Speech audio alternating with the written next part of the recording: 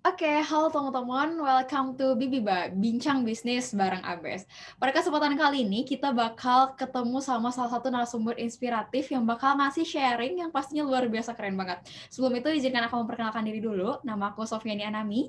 Pada kesempatan kali ini, aku bakal jadi host yang nanti akan membersamai salah satu narasumber yang diundang di series Bibiba ini, itu Bincang Bisnis bareng Abes. Tema yang bakal kita angkat ini adalah berbisnis sambil kuliah, siapa takut. Nah, mungkin teman-teman banyak banget nih yang udah ngerasa kayak, aduh aku pengen banget start buat bikin bisnis, tapi di satu sisi kira-kira bisa nggak ya aku balancing antara akademik aku sama kegiatan kampus, terus aku mau coba untuk bangun bisnis, kira-kira aku bisa nggak ya gitu. Nah, pada kesempatan kali ini kita bakal bahas tuntas juga sama salah satu kakak yang mungkin namanya udah nggak asing nih di IPB. Khususnya mungkin teman-teman SP juga udah kenal banget sama kakak satu ini, karena kakak satu ini tuh benar-benar luar biasa keren banget teman-teman. Maka dari itu mungkin kita langsung aja ya mengulik-ngulik kira-kira pengalaman apa aja dan kakak ini udah sampai sejauh mana sih gitu sampai akhirnya ada di titik ini gitu. Nah, aku langsung panggil aja, halo Karyo. Halo Sofi, apakah suara saya terdengar? Alha, ya terdengar Kak, aman. Oke. Sebelumnya apa kabar nih Kak? Puji Tuhan baik nih Sofi, kamu gimana kabarnya? Aku juga baik banget. Sekarang posisi lagi di mana Kak? Posisi sekarang lagi di IPB Dramaga sih Sofi, karena lagi ada karantina Grand Finalist Mapres IPB gitu tahun ini. Gitu. Oke, oke. Kalau boleh tahu terkait kesibukan kakak apa aja sama kedepannya kakak mau ngapain aja gitu Kak sebelum kita. Oke, berarti kesibukan dan kedepannya mau ngapain ya? Iya, iya. Kalau kesibukan pasti yang pertama mahasiswa, menjalani tanggung jawab sebagai mahasiswa. Kemudian yang kedua sebagai mahasiswa juga sambil berbisnis. Ya biasa lah ya, anak bisnis pasti at least ada beberapa yang memiliki bisnis dan itu aku lagi jalanin sekarang. Yang ketiga aku juga sembari bisnis, aku juga lagi magang di Astra Financial, posisi growth intern. Dan yang terakhir itu berarti yang keempat ya, itu aku lagi ya seperti biasa ada karantina mau pres. Sekarang lagi persiapan sih untuk mau pres IPB gitu. Sejauh ini itu sih Sofi. Oke, luar biasa ya teman-teman. Ternyata Iya, ini kesibukannya banyak tapi balance gitu. Mahasiswanya iya, magang juga iya, ada, bisnis juga, sampai sekarang lagi mempersiapkan untuk mahasiswa berprestasinya itu sendiri ya. benar. Iya. Oke, kalau gitu kita langsung aja membahas kali ya. Tapi sebelum kita bahas ke bisnisnya itu sendiri, aku pengen nanya dulu nih Kak. Menurut Kakak seberapa penting sih gitu kayak cara kita menyeimbangkan kehidupan di perkuliahan bagi seorang mahasiswa gitu Kak? Oke, baik. Berarti kalau kita bicara tentang cara menyeimbangkan, mungkin gue bisa langsung move on to self-management kali ya, Sophia. Iya, boleh Kak. Karena, ya, proses gimana kita dapat mengarahkan perubahan tingkah laku kita pribadi dengan menggunakan at least ada strategi yang sesuai dengan diri kita masing-masing gitu. Dan kalau dari gue pribadi nih, untuk self-management itu sebenarnya terdiri dari beberapa hal sih, kayak ada priority management, time management, yang ketiga itu ada stress management, dan yang keempat ada creating habits. Kalau ditanya penting atau tidak, pasti penting banget.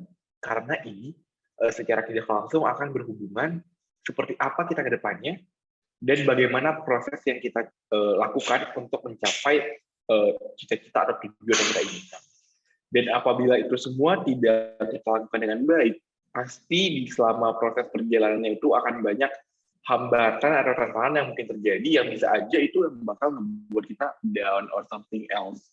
Makanya kita perlu tahu banget tujuan dan proses untuk kita meraih itu gitu. Ketika kita udah tahu, semuanya bakal berjalan dengan aman, meskipun banyak rintangan, tapi kita tahu mitigasinya apa gitu. Itu sih sobat.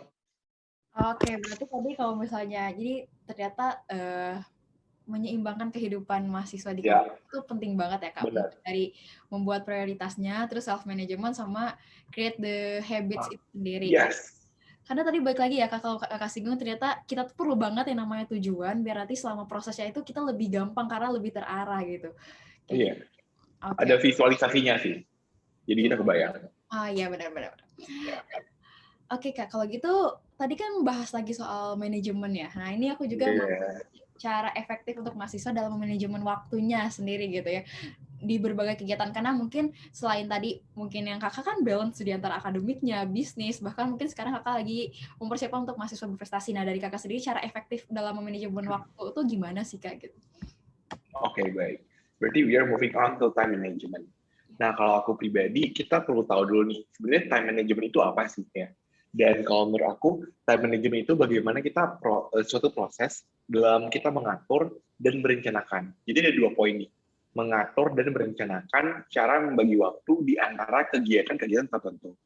Karena aku yakin banget, setiap orang punya kesibukannya masing-masing. Dan mungkin ya kita semua punya waktu 24 jam ya teman-teman. Cuman balik lagi ke kita, bagaimana kita cara plottingnya one by one setiap kegiatan itu gitu. Dan sebenarnya pentingnya time management itu apa sih? Yang pasti yang pertama itu penghilang stres. Ketika waktu kita udah terstruktur dengan baik, otomatis kesalahan-kesalahan yang akan terjadi setiap hari itu akan sangat minim. Otomatis juga tingkat stres kita berkurang dong gitu. Pas kedua adalah waktu kita akan terasa lebih banyak dari yang sebelumnya gitu. Dan yang ketiga akan banyak kesempatan-kesempatan yang terbuka untuk kita. Karena ketika kita udah menyelesaikan hal-hal itu, maka akan banyak juga kesempatan yang muncul yang bisa kita lakukan gitu. Dan yang terakhir pasti untuk mencapai tujuan. Nah, gimana sih untuk improve our time management? Aku ada 5 tahap sih teman-teman. Dan ini menurut versiku sendiri ya. Yang pertama itu adalah make a list. Kita bisa create a list, kayak to-do list setiap hari, kayak kita mau ngapain aja sih di hari itu. Misal, jam 7 pagi aku harus, let's say, doa atau membersihkan ini atau dan sebagainya. Jam 9 pagi aku harus nugas ini gitu. Jadi benar-benar setiap waktu itu detail dan kita tahu kita mau ngapain. Ketika kita tahu apa yang mau kita lakukan, itu akan sangat membantu kita banget ketika udah kelar nih tugas A, kita bisa masuk ke tugas B atau enggak gitu. Jadi semuanya akan selesaikan dengan baik. Yang kedua adalah prioritize. Nah, prioritas di sini tuh maksudnya adalah bagaimana kita dapat memprioritaskan kegiatan-kegiatan yang itu penting banget atau tidak terlalu penting. Kalau teman-teman tahu itu ada Eisenhower Method, di mana kita bisa memberikan beberapa pilihan mulai dari do, decide, delegate, sama delay. Itu berdasarkan apakah kegiatan itu penting atau tidak penting dan urgent atau tidak urgent gitu.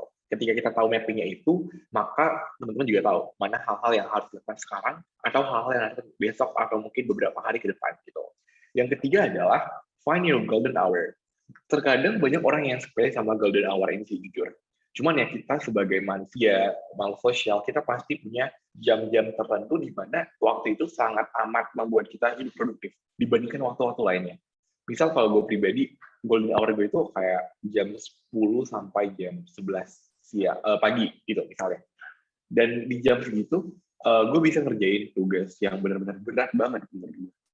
Ketika gue ngerjain tugas yang berat banget di jam segitu, di mana alhamdulillah waktu gue produktif, itu akan sangat memudahkan untuk menyelesaikan tugas itu dengan cepat dibandingkan kita ngerjain tugasnya itu di malam hari. Mungkin di malam hari kalau gue pribadi mungkin ngantuk atau mungkin banyak terdistraction gitu. Itu ya salah satu hal untuk menemukan golden hour itu sangat penting. Yang keempat itu adalah set your break time. Well, lagi-lagi ketika kita ngerjain sesuatu jangan sampai kita fokus banget ngerjain itu sampai pikiran dan otak kita hanya ke tugas itu aja gitu. But more than that, kita harus tahu waktu itu sangat penting untuk refresh our brain dan our mind juga, biar nggak langsung kayak cuma fokusnya di tugas itu doang gitu. Tapi we need to set our break time untuk apa? Coba kita refresh lagi, biar pikiran kita refresh lagi lah at least. Kayak clear, jadi ketika kita mikir lagi tuh enak dan gampang. Nggak serumit pas kita benar-benar strict sama tugasnya, terus kayak kita benar-benar fokus with the assignment gitu. Itu takutnya khawatirnya malah menjadikan kita stres atau overwhelming. Dan yang terakhir itu adalah do not multitask. Mungkin ini bagi sebagian orang ada beberapa yang ketika dia multitasking mungkin dia sangat produktif hidupnya gitu ya. Tapi balik lagi nih perspektif masing-masing. But in my mind, menurut gue itu jangan multitasking sih. Karena jujur multitasking ini biasanya mostly buat kita itu apa ya, fokus kita terbagi. Mungkin 50-50 bisa gue bilang. Kayak 50 ke tugas A, 50 ke tugas B. Dan khawatirnya itu tidak selesai dengan optimal gitu. Terkecuali kita bisa menyelesaikan ini dengan optimal sebaik mungkin. Kayak kita punya 100%, nah 100% kita buat ke tugas A, 100% kita buat ke tugas B. Tapi ya nggak semua orang bisa kayak gitu kan, gitu. Balik lagi ke individunya masing-masing. Maka dari gua sih ada 5 tips itu sih, mungkin teman-teman bisa praktikin untuk apa? Ya untuk coba improve your time management skill. Karena jujur, time management itu nggak cuma di kuliah doang dipakai. Tapi benar-benar untuk kehidupan kita jangka panjang. Bahkan, I do believe orang tua kita pun pasti punya time manajemennya masing-masing. Gitu. Mulai dari mereka kerja, terus ngurus anaknya, and so on. Gitu. Dari gue itu sih, Sophie, terkait time management. Ya. Oke, makasih banyak Kak. Sofi coba rangkum sedikit ya. Tadi terkait Yes. sendiri itu ada mengatur dan merencanakan, dan dari Karyo sendiri itu kita harus tahu banget nih. Ada salah satu tipsnya tuh 5 tahapan. Pertama tadi make list, karena ini sendiri mungkin Sofi pernah coba ya Kak. Dimana aku nggak pakai list dan aku pakai list, dan bener banget saat aku pakai list tuh aku ngerasa lebih tertata gitu hari itu dibandingin hari sebelumnya gitu. Terus yang kedua ada yang buat prioritas ya Kak, pakai salah satunya Eisenhower Decision Matrix itu ya kayak. Benar. Terus yang ketiga find your golden hour, di saat dimana kita bisa menemukan waktu-waktu terbaik untuk mengerjakan sesuatu yang benar-benar susah gitu ya di waktu itu. Yeah. Terus yang terakhir adalah yang keempat adalah set your bedtime, dan yang terakhir adalah jangan multitasking. Nah Kak, berkaitan sama multitasking, kayaknya mahasiswa IPB itu sering banget tuh Kak multitasking. Yeah. Zoom 1, Zoom 2 gitu, satu dan samain. Itu menurut Kakak sebenarnya, kan tadi kata Kakak sempat singgung juga kalau misalnya itu kita jadi 50-50. Nah, baiknya kalau misalnya kayak ada hal yang kayak gitu, menurut Kakak mending didelegasikan atau gimana sih Kak baiknya gitu? Nah, oke, ini nice questions actually. Tapi ini balik lagi ke perspektif masing-masing dan sangat-sangat kondisional. Kita nggak tahu nih kira-kira apakah aktivitas itu sangat penting atau mungkin nggak terlalu penting. Kalau menurut gue, ketika terdapat dua aktivitas yang benar-benar dia important dan benar-benar urgent, mau nggak mau kita harus multitasking, apapun kegiatannya. Dan itu kalau kita udah benar-benar nggak bisa izin sama sekali ya, gitu. Meanwhile, kalau kita bisa izin, maka coba kita izin ke salah satu aktivitas. Biar kita bisa fokus di aktivitas tertentu. Karena semuanya pasti punya ini kan ya, background-nya apakah ada record-nya atau enggak, apakah bisa izin atau enggak gitu. Karena kan setiap aktivitas kita masing-masing punya aturannya masing-masing nih. Kita nggak bisa sesuai dengan kehendak kita dong pasti gitu. Makanya balik lagi ke yang buat eventnya. Kita sebagai pengikut ya cuma bisa mentaati aturan atau regulasi yang telah mereka buat seperti itu. Makanya ini sangat-sangat kondisional sih. Dan balik lagi ya, kalau memang ternyata eventnya satu important, yang satu lagi not important, ya kalau menurut gue pribadi, kita fokus ke yang important. Jangan ke yang not important itu. Gitu. Jadi, we can stay on one activity, untuk kita tetap stay focused with that. Gitu. Jadi, resultnya tetap optimal. Gitu sih kira-kira. Oke, makasih banyak Karyo atas jawabannya, luar biasa ya. Nah Kak, kalau sekarang kita coba masuk ke bisnisnya itu sendiri. Nah, aku dengar juga kan Kakak ini kemarin sempat juga menjuarai PKM ya Kak. Terus PKM-nya sendiri itu produk. Nah, Kakak kan ikutnya PKM, karena itu untuk produknya sendiri Kakak buat apa, dan kira-kira untuk jangka panjang itu bakal gimana sih Kak? Sama satu lagi mungkin Kakak sekarang lagi ada bisnis apa sih sebenarnya gitu? Oke, thank you. Ini sangat komplit pertanyaannya. Oke, baik. We are moving on the first questions terkait PKMK aku yang tahun lalu. Jadi benar, aku tahun lalu ikut PKMK. Itu aku dan tim create produk Kobio, inovasi pupuk hidrogel storyless ekonomis dari limbah organik untuk florikultura. Nah, jadi awalnya kenapa kita namakan itu inovasi produk? Yang pertama adalah belum ada produk serupa sebelumnya. Apalagi bentuknya seperti hidrogel. Itu salah satu inovasi yang membuat tim kita juga diapresiasi sama para dewan juri pada saat itu. Dan Kobio ini melihat berbagai latar belakang permasalahan, kemudian peluang. Lebih tahun lalu mungkin banyak tahu ya, karena Matias itu meningkat nih penjualannya gitu. Dulu orang tua pada nanam bunga, or at least ada punya satu tanaman di rumah gitu. Makanya kenapa kita coba create Kobio ini. Dan selama kita ongoing, kita benar-benar improve untuk marketing strateginya. Karena ya balik lagi ini inovasi produk baru, kita butuh untuk trigger semua konsumen-konsumen untuk meningkatkan awareness dari produk Kobio ini sendiri. Dengan apa? Kita ada menggunakan berbagai media sosial sama marketplace, tapi yang paling utama kita manfaatin komunitas. Kita community base-nya itu di Facebook. Jadi kita benar-benar manfaatin komunitas yang ada di Facebook gitu. Dan itulah yang salah satu kenapa our Kobio sales itu bisa meningkat sangat-sangat drastis gitu.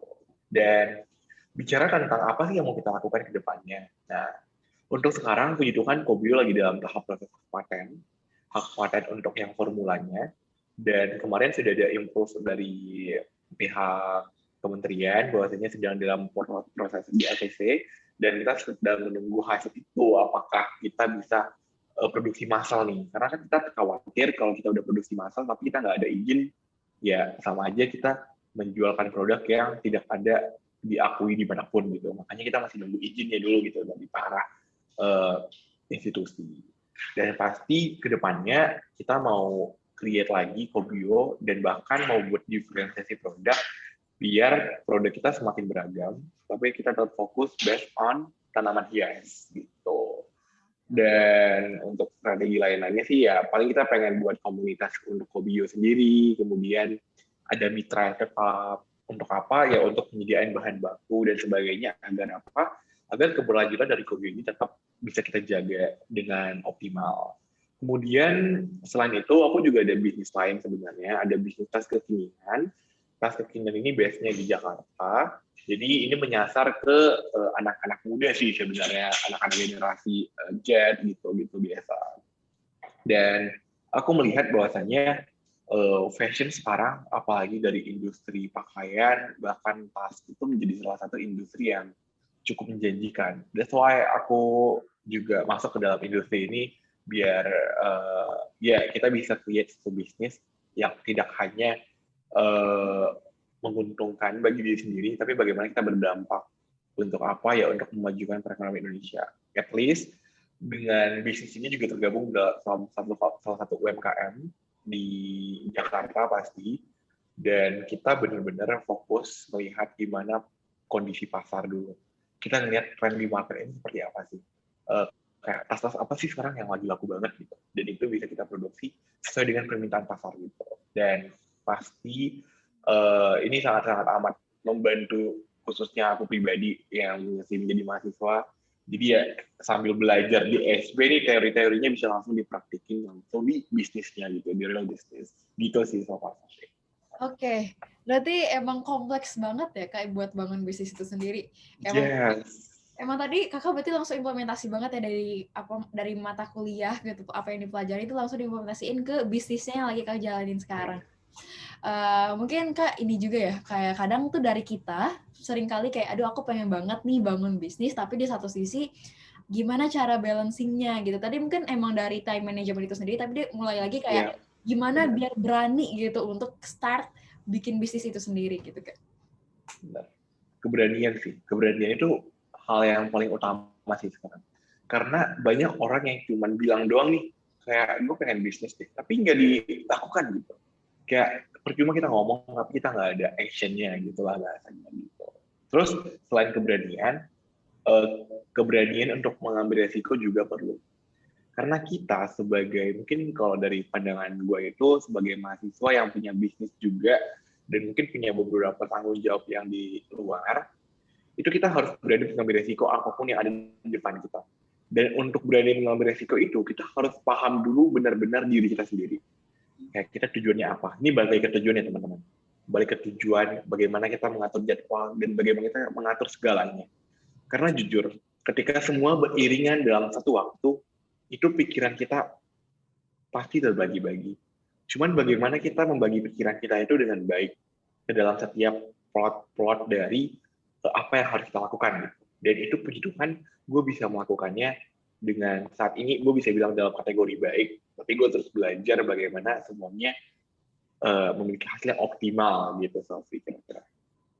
Oke, berarti emang harus benar-benar berani ya kayak terus harus berani untuk ambil resiko itu sendiri. Terkait mungkin tadi banyaknya dari kita tuh pengen aktif organisasi iya, pengen aktif akademiknya tetap bagus, tapi pengen juga gitu start bisnis ya. Mungkin itu salah satunya tadi pesan dari Karyo itu, coba untuk berani ambil resiko, karena apapun yang kita ambil tuh pasti ada opportunity cost-nya ya Kak, ada yang diambil tuh pasti ada juga yang harus dikorbankan gitu. Trade off lah ya. Iya, trade off ya, bener banget. Oke Kak, terkait itu sendiri kan mungkin tadi kan Sofi sempat lihat Kakak ternyata banyak banget gitu amanahnya sekarang, kesibukannya juga banyak banget. Dan Kakak pernah nggak sih ada di posisi yang burn out dan ngerasa kayak, aduh ini harus gimana beresinnya, dan kira-kira gimana cara Kakak akhirnya bisa survive dan maintain itu lagi gitu? Okay, thank you, Sophie. Well, it is back to our stress management. Ini mungkin balik ke stress management kali ya. Karena siapa sih yang nggak pernah stres ya kan? Iya. Cuman sebenarnya ya stres itu apa sih? Nah, well, stres itu adalah bagaimana terjadi suatu reaksi fisiologis dan psikologis ketika kita mempersepsikan sesuatu yang terkadang itu menekan diri kita. Jadi, stress is a matter of perception sih sebenarnya. Semuanya muncul dari pikiran kita sebenarnya. Makanya jangan heran ketika kita stres, itu pasti kita pikirin terus. Kita pikir terus. Padahal kalau kita nggak pikirin juga sebenarnya nggak apa-apa gitu. Cuman kita tahu solusinya gimana. Dan aku mungkin juga mau sharing juga bahwasannya dalam stres ini tuh ada namanya cognitive triangle. Ada thoughts, emotions, and behavior. Yang pertama itu mungkin tahu kali ya, kayak pemikiran. Itu muncul pertama kali karena ya semuanya berawal dari pemikiran kita. Apakah pemikiran kita mengarah ke positif atau negatif, atau yang membuat kita semakin tertekan. Yang kedua adalah emotion. Ketika kita udah mikir bahwasannya, let's say mikirnya negatif nih, kayaknya gue udah stres banget, gue udah gak bisa ngerjain tugas lagi. Itu secara otomatis akan berimplikasi sama emotions yang ada dalam diri kita.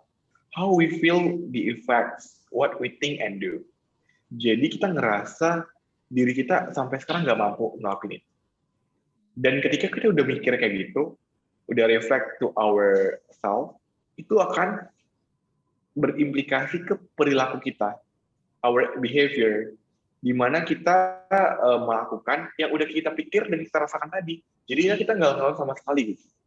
Ketika kita nggak ngelakuin sama sekali, itu akan buat kita, let's say, stress level kita semakin meningkat dong.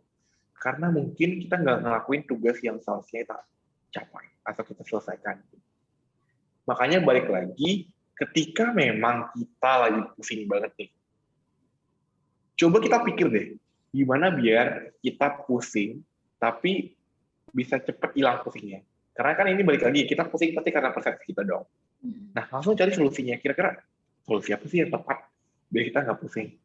Nah, untuk how to solving stress, gue biasa ada beberapa metode sih sebenarnya teman-teman. Ini udah teoritis banget ya, tapi teman-teman bisa lakukan kalau ini sangat-sangat sesuai dengan teman-teman. Tapi ya bisa dijadiin sebagai pengetahuan aja gitu. Yang pertama, we need to define our problem first. Kita bisa pakai 5 whys. For instance, kalau 5 whys itu kan kita kayak tanya-tanya terus kenapa, sampai nanti terdapat di satu titik di mana kita nggak tahu lagi jawabannya kenapa. For instance, ketika kita telat ke kuliah atau telat masuk kelas. Kalau kita tanya kenapa sih lo telat masuk kelas? Oh, karena dia datang terlambat. Kenapa dia datang terlambat? Oh, ternyata karena macet di jalan. Kenapa macet di jalan? Oh, karena dia ternyata bangunnya kesiangan. Kenapa bangun kesiangan? Oh, ternyata dia bangun kesiangan itu karena dia lupa buat alarm kemarin. Berarti alasan kayak stres pertama ketika dia nggak masuk kelas itu karena ternyata dia lupa dong buat alarm kemarinnya gitu. Berarti ketika kita tahu core problemnya apa, kita tahu nih biar kedepannya jangan lagi lupa buat alarm. Setting aja alarmnya jadi daily reminder gitu, biar tiap hari langsung di waktu itu gitu. Terus yang metode kedua adalah kita harus tahu bagaimana cara mengontrol our stress. Kalau teman-teman tahu, itu ada namanya coping stress. Coping stress itu ada 2 metode sih. Emotion based coping, sama yang kedua adalah problem based coping. Kalau emotion based coping ini lebih ke bagaimana kita menanggulangi hal-hal yang mungkin sedih, dan ini sangat-sangat emotional based. Sama kayak sebutannya lah. Terus yang kedua itu adalah problem based coping. Ini bagaimana kita menghadapi masalah yang menjadi dasar penyebab Iya gitu. Jadi kita langsung menyelesaikannya langsung to the point gitu. Terus kira-kira contohnya apa sih Kak? Gitu. Nah, untuk emotion focus coping, ketika bisa mungkin teman-teman pusing banget, kayak stres banget di tugas gue banyak banget, kayak belum ini, belum itu, belum ini, kayaknya pokoknya ngeluh aja lah bawaannya gitu. Nah, ketika teman-teman emotion focus coping, teman-teman bisa misal teman-teman kayak mau workout gitu. Ketika teman-teman lagi workout nih, mungkin teman-teman pikirannya hanya fokus ke workout, jadi teman-teman nggak perlu kayak mikir, mikirin fokus atau kepusingan teman-teman yang tadi gitu. Atau mungkin teman-teman bisa mandi atau mungkin meditasi. Pokoknya hal-hal yang ngerasa ngebuat emosional teman-teman calm down, tenang. Jadi teman-teman nggak kepikiran akan hal itu. Yang kedua adalah problem based coping. Untuk yang problem based coping skill ini adalah karena kan teman-teman langsung mau menyelesaikan masalah ya. Jadi teman-teman bisa langsung kayak teman-teman harus langsung kayak managing your time, buat to-do list, kayak hari ini gue harus kayak gini, kayak gini, kayak gini. Pokoknya harus selesai. Gitu. Teman-teman juga bisa minta bantuan sama orang lain yang mereka lebih bisa membantu teman-teman. Teman-teman juga bisa buat your established healthy boundaries ketika teman-teman misal diajak nongkrong, kalau teman-teman kosong boleh banget join. Kalau teman-teman mungkin kayaknya gue harus di rumah dulu deh untuk me time, itu juga boleh. Intinya bagaimana yang teman-teman lakukan langsung menjawab the core problem or the core issues of yours gitu. Bisa menjawabnya langsung. Sejauh ini itu sih, biar kita nggak pikiran stres dan pasti semuanya berjalan dengan baik gitu sih. Oke, makasih banyak Karyo. Wah, luar biasa ya. Teman-teman tadi masukannya juga, saya input-input yang tadi Karyo kasih itu pertama, kita harus ada stress management itu sendiri. Salah satunya mungkin tadi bisa dilakuin dengan kayak me time, atau misalnya kita ngelakuin hal-hal yang bisa yang bikin kita seneng kali ya, Kak, salah satunya juga. Nah, berkaitan sama itu juga, Kak, bersinggungan juga ya tadi sama stress management. Tapi pernah nggak sih Kak, kakak nge-comparing diri kakak sama orang lain berkaitan, atau misalnya sama bisnis itu kakak sendiri, yang akhirnya ngerasa kayak, aduh, bisa nggak sih gitu? Oke, ini unique question. Pasti jawabannya pernah dong. Oke, jadi sebenarnya kalau kita mau bandingin diri kita dengan orang lain itu sebenarnya boleh. Tapi ada tapinya nih gitu, ada tapinya. Kita nggak bisa menjadikan orang itu sebagai apa ya? Sebagai pesaing kita gitu loh. But we need to make a person as our inspiration or our motivation gitu. Ketika misal kita ngelihat orang yang berada di atas kita nih, oh ternyata orangnya sukses banget nih gitu-gitu. Nah, jadikan dia sebagai inspirasi kita, bukan pesaing kita kayak gue harus bisa lebih dari dia, gue bisa lebih. No, no, no, jangan kayak gitu. Karena ketika kita udah buat mindset gue harus bisa lebih dari dia, ketika teman-teman mencoba untuk selalu akan lebih dari dia, itu pasti akan, gue nggak tahu ya, itu kayak akan sulit tercapai sih jujur. Mungkin oke, mudah bisa tercapai, tapi mungkin teman-teman ketika langsung jatuh, teman-teman langsung nyerah gitu. Tapi kalau teman-teman menjadikan si individu ini menjadi inspirasi atau motivasi teman-teman, ya teman-teman akan menjadikan dia sebagai teman seperjuangan. Teman-teman sama-sama untuk membangun diri teman-teman sendiri semakin lebih baik dari diri teman-teman sebelumnya gitu.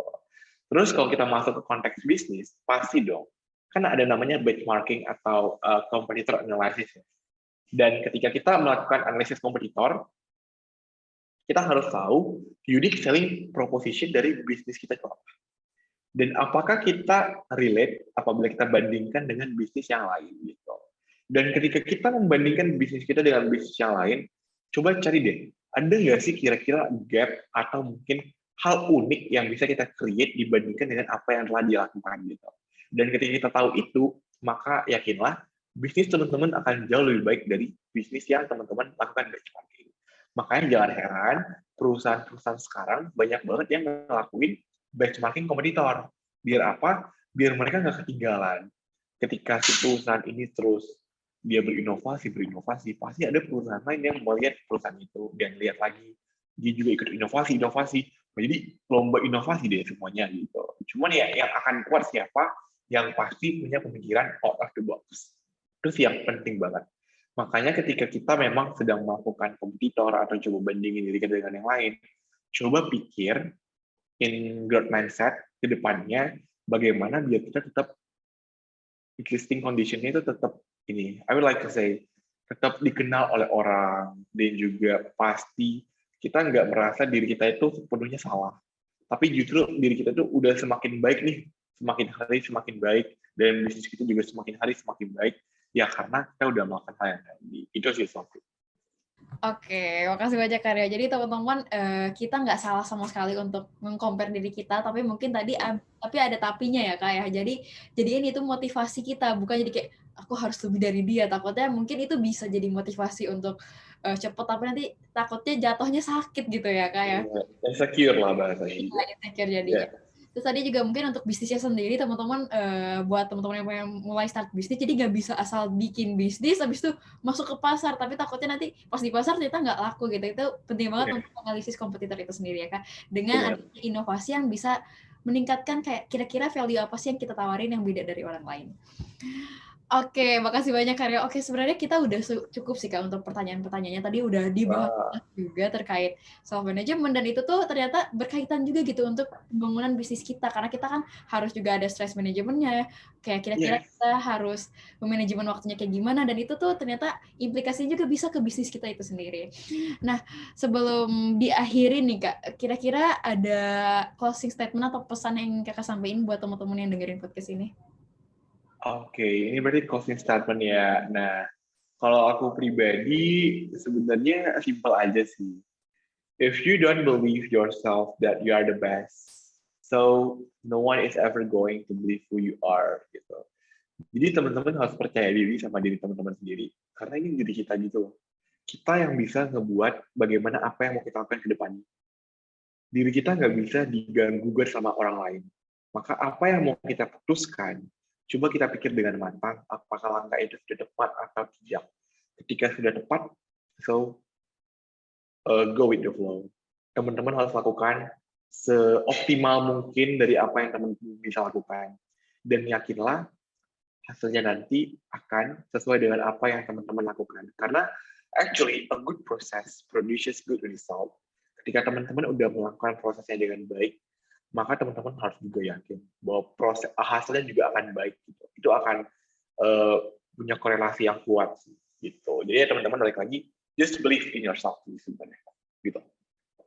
Oke, thank you Karya. Jadi teman-teman tadi pesan Karya itu harus ditekankan kalau misalnya kita harus percaya sama diri kita. Itu mungkin juga bakal berimplikasi untuk yang ke hal-hal lainnya, mulai dari kegiatan kalian, bisnis kalian nantinya, ataupun kegiatan mahasiswa lainnya. Jadi teman-teman, just believe on yourself. Karena tadi balik lagi yang Karya sempat sampaikan, kalau misalnya kita nggak percaya sama diri kita, gimana orang mau percaya sama kita?